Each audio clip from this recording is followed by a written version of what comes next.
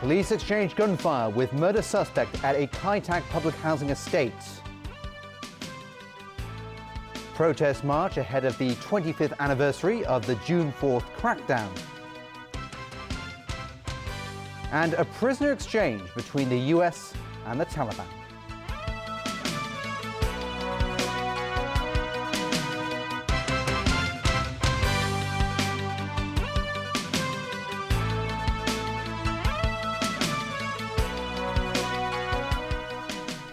Good evening. The man who was murdered lived in the same building where the suspect was found. The murder victim was shot 3 times. As Evelina Leung reports, police are still looking for a motive behind the killing. Police rushed to Kai Ting Estate at Kai Tak last night after receiving a report that a man was found lying unconscious at a lift lobby of Lok Ching House. They sealed off the entrance and questioned the residents. No one was allowed into the building.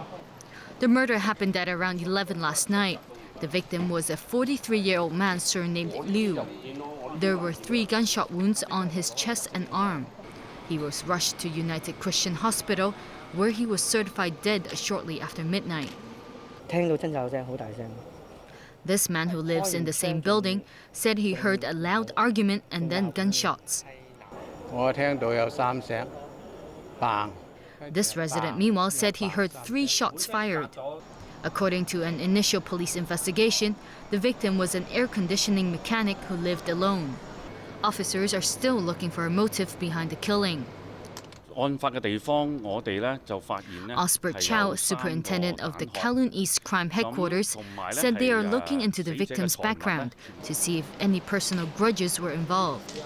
He added that based on their observation, the attacker used a 7.62mm handgun and the shots were not fired continuously. Police searched the victim's apartment and found no illegal substances. Evelina Leung, TVB News. Now, police exchanged gunfire with that murder suspect at a public housing estate in Kai Tak, as we stated earlier. This happened hours after a 43-year-old man was shot and killed in the same building last night. Special Duties Unit officers broke into an apartment where the suspect was located, only to find him lying unconscious on the floor. He later died in hospital. As Vicky Kung reports, police believe the man shot himself before he was arrested.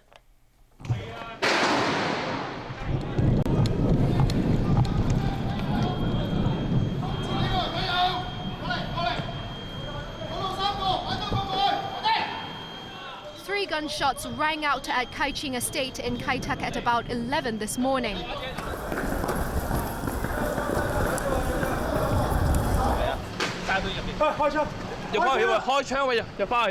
A fourth shot sounded 13 minutes later as police officers ushered journalists to a covered area facing Lok Ching House, the building the suspect was in. We believe that the suspect has fired 2 shots, and we have returned fire once. And there is and there are also 1 shot when we break into the premises. Police broadcast warnings in Cantonese, urging residents at the scene to shut their windows.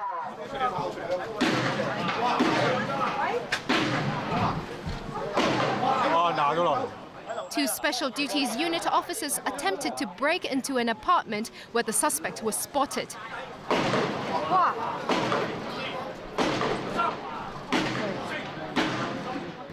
This suspect is involved in firearm offences, and in order to have much more safety precaution, SDU is being called.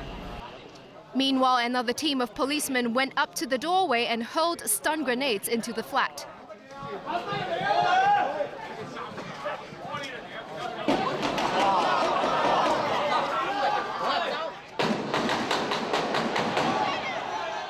The SDU then entered through a window of the 10th floor apartment, only to find the suspect lying unconscious on the floor. Police believe the suspect committed suicide by killing himself with a gun. Officers said the man is a 51-year-old Hong Konger who's unemployed. Police said they identified the suspect's exact location and cordoned off the whole floor overnight. Residents on other floors of the building were not evacuated. We have also taken another precaution measure is to phone up to all the tenants who reside at the same floor with the suspect, telling them that don't go out, lock the door, and tell them how to keep safe. And that's the reason why we can ask the STU to raid the premises immediately. Police seized 2 guns from the apartment. An ambulance took the injured suspect to United Christian Hospital, where he was declared dead at 12:51 p.m. Vicky Kung, TVB News. Well, on to the other big local story of the day, and a protest march took place on Hong Kong Island this afternoon ahead of the 25th anniversary of the Tiananmen Square crackdown. The event organizer says 3,000 people joined the march from Victoria Park to the central government offices. Police put the figure at around 1,900 at the peak of the rally, and some protesters are continuing their march tonight to the central government's liaison office in Weston. Well, our Rani Samtani is standing by there right now. Rani, tell us more about what's happening right now. Good evening, Tony and Sonia. Hundreds of protesters from student group Scholarism and the League of Social Democrats arrived here at the liaison office at about 6:30 p.m. The whole street is filled with protesters who have brought flowers and props with them. But because the small area outside the liaison office isn't big enough for all the protesters, officers split them into groups and have instructed them to enter the area one at a time to protest and then leave the area. The police are now refusing entry to one group because they have lots of props and very big props with them, and this has created quite a few scuffles between the protesters. However, this afternoon, protesters were very peaceful and obeyed the police officers' directions during the rally.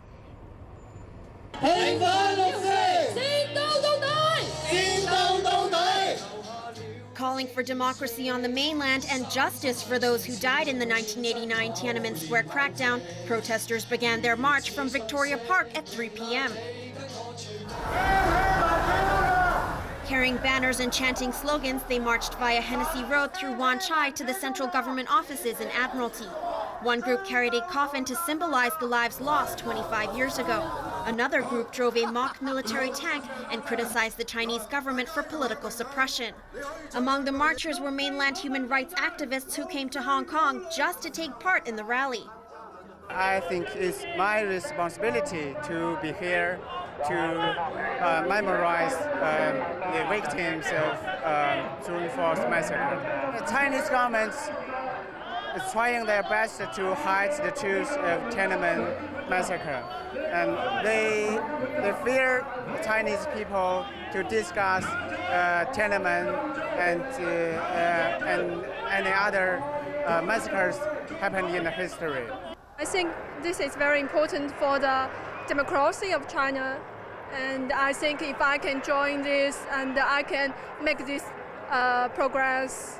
Despite the sweltering heat, several different groups joined today's rally. They said they hope to send a message to the central government that the June 4th incident will never be forgotten. The workers and the students in 1989, they came out in Tiananmen Square to occupy, and they have the determination to fight against the dictatorship. And today we need to continue to struggle. Especially important here, of course, because it's the 25th anniversary. And I was a teacher in China back in 1989, and I always want to do whatever I can to support people in China who are fighting for democracy and human rights and freedom. Outside Southorn Playground in Wan Chai, a pro-establishment group chanted at the protesters. This resulted in a shouting match, and police had to break up scuffles between the rival groups.